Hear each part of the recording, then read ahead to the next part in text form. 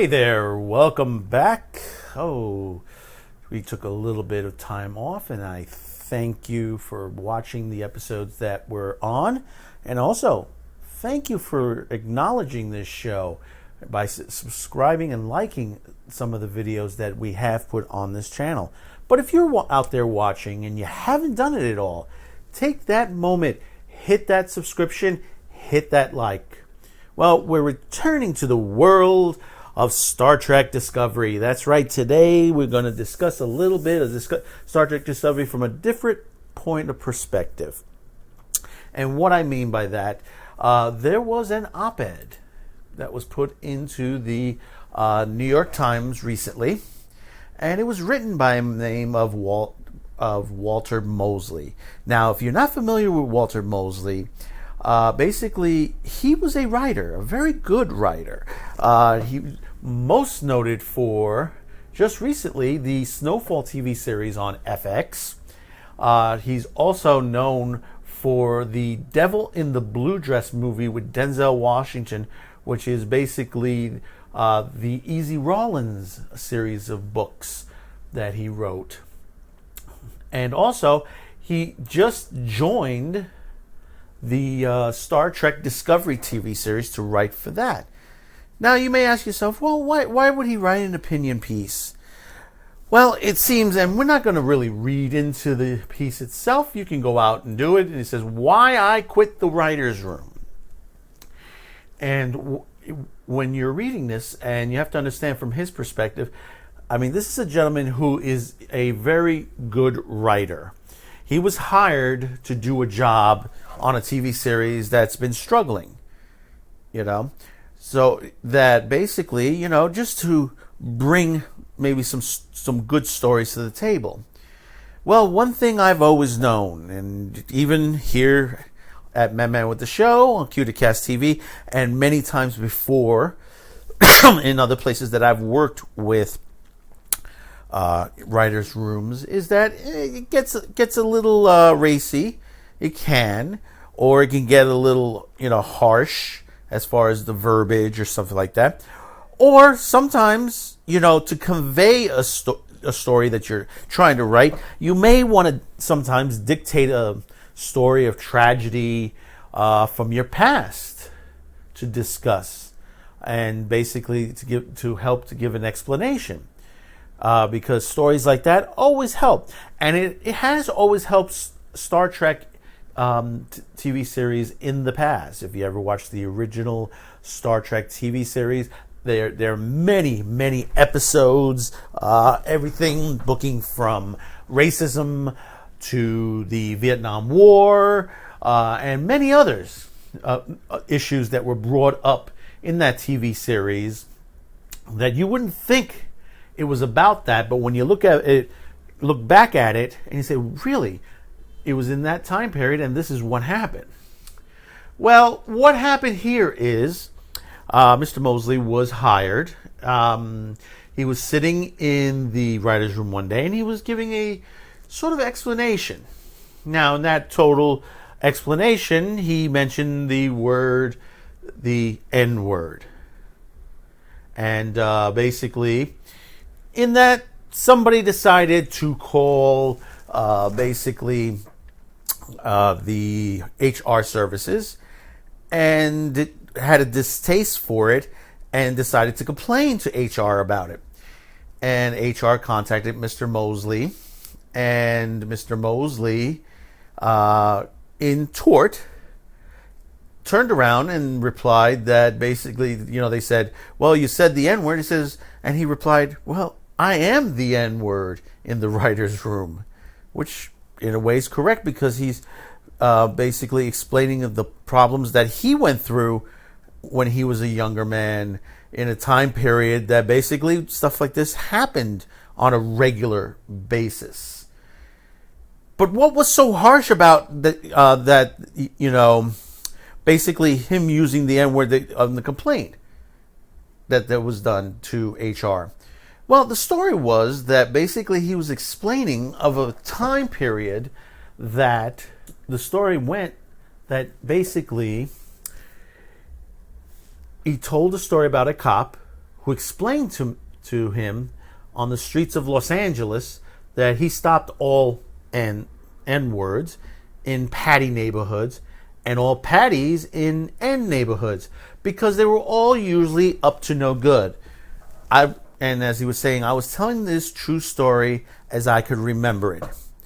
Now, he wasn't there yelling at people and calling them these names or saying, I'm disagreeing with you and stuff like that. He's conveying a story which could be used in some way on a TV series. And this is when you wrap around stories. This is what happens in a writer's room. In a writer's room, you're creating stories and you're throwing around stories. Maybe that's part of your life or someone else's life or something you read. And you try to translate it into the TV series or movie that you're producing. And basically, like I said, someone complained. So, well, in turn, Mr. Mosley decided to quit at that point, because he felt that if he couldn't express himself in a writer's room, then he should not be in that writer's room. Because expression is very, very important. Without that, in the writer's room, you can't convey a story. You have to have ideas for story. When you interject, and I've been saying this many times, you're interjecting politics first. Doesn't work. You have to have a story. You have to have a basis of the story to create the story and to mold it. And then you have the characters and then mold those characters into the story. And basically, this is a gentleman, Mr. Mosley is a gentleman who does this. And he's won a couple of NAACP awards and some other awards through his life. I mean, I didn't know he got hired. A lot of other people in this business, in fact, in the fandom, and Mark Burnett was just saying this yesterday morning that basically he didn't know he got hired. It would have been a cheering, because this is a gentleman who writes, and he writes very well. But see, this is where we have this situation. And this is the situation we hear day in and day out. We have those who don't have the experience in these writing rooms, no matter where they are, whether it's at CBS, whether it's at Paramount, Fox, or any other place. And basically, or even, like, say, for example, in comics as well. And we hear this a lot in the comic book industry, especially in Marvel. We have these people that are very inexperienced in this and basically just want to interject what they feel should be the stories by interjecting politics into it and just drag it along and hope, say, hey, it's going to be good.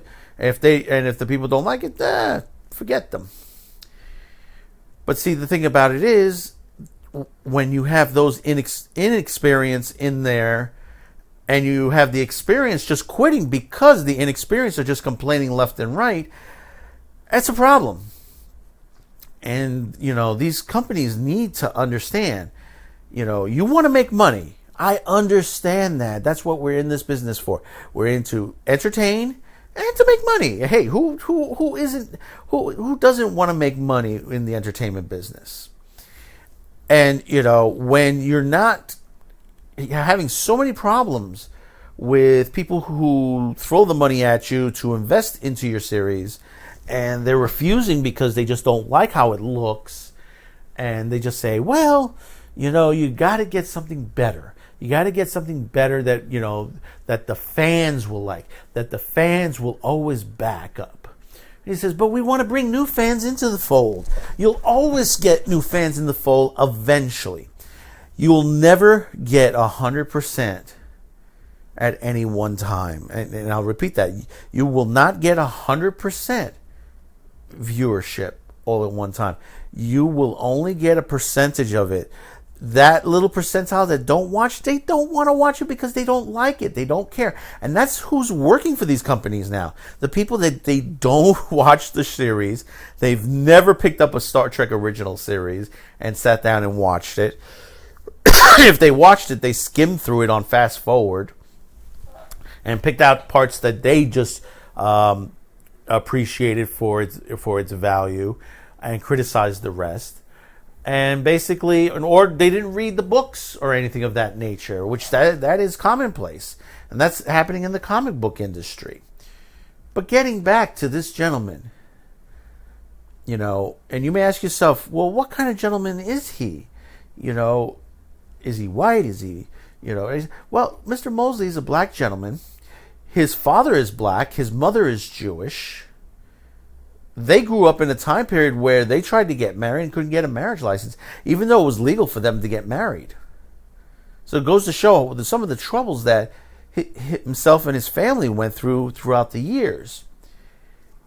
It was a different time. People say like, well, there are big problems now. And he says, no, there isn't. It's that there are people who are out there creating the problems. They're creating these small-minded, small group of people that are creating these problems. And it escalates because some people believe that it is the truth and that's what's going on. And, because it gets in the media this way. Just like the op-ed in the Hollywood Reporter. This story was brought out in the Hollywood Reporter, and it made it sound like, hey, Mr. Mosley just like cursed out in the room, and basically he deserved to get fired, and he was glad that he quit. But that's not the way it went. He left on his principles. This is a man who'll sit there and say, hey, I don't like the Confederate flag. But if someone wants to have it in their home, it's okay, because that is what his belief. We need to know these things. We can't hide these things. These are our pasts. This is our history.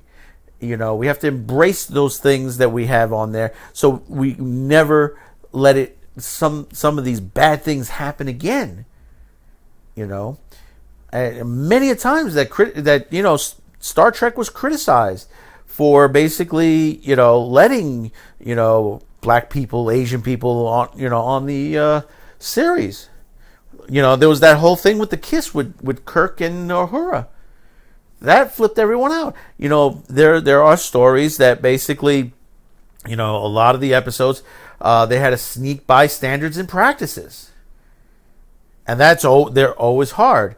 And standard practices leads back over to Dave Chappelle's Sticks and Stones. And we've heard this over in Sticks and Stones.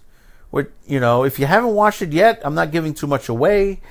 But Dave had talked about a story on about the Chappelle Show where he couldn't talk about a transgender because standard practices wouldn't allow him. But he said, why I couldn't? He says, well, because you're not one. And he says, so it's okay for me to talk about the N-word. And she goes, yeah, it's okay. He said, but I'm not an N-word. So you see what I'm saying? You have those just basically, they just don't like these words.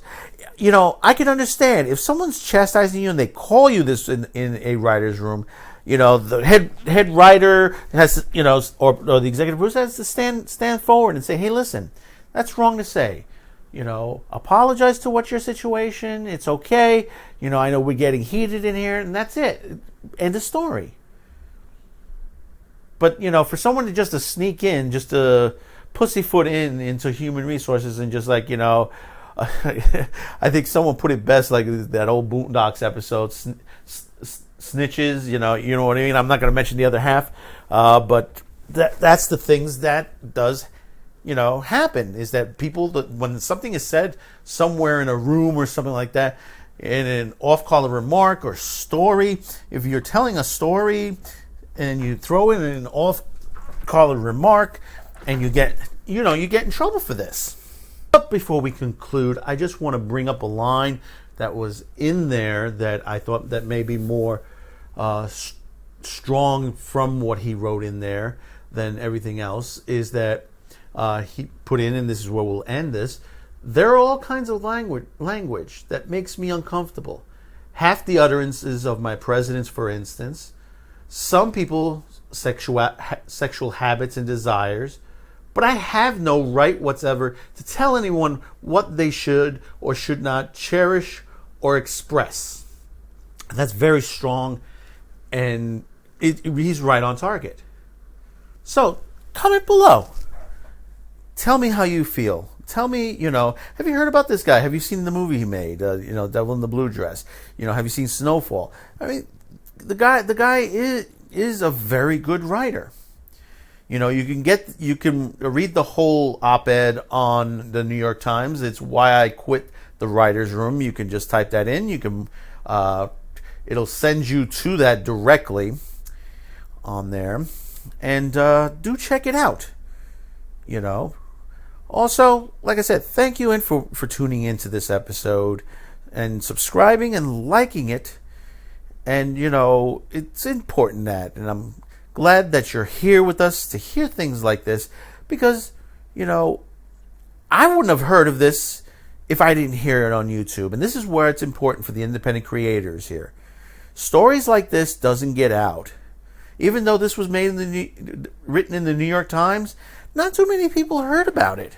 It started making the circles around the YouTube creators, and then suddenly places like The Hollywood Reporter and a lot of other places started to pick up this story. So that's why it's always important. It's always important to support the creators here on YouTube, subscribe and like, because stories like this need to get out. It's very important. Star Trek Discovery is in trouble. It's basically it's not well done. It's the most horrible series ever made. Would Walter Mosley made a difference in changing it? I think he could have. There could have been some changes that would have helped the series. So until the next time you pick up one of our episodes, enjoy it. Enjoy your evening. Thank you for watching Madman with the Show on Q2Cast TV.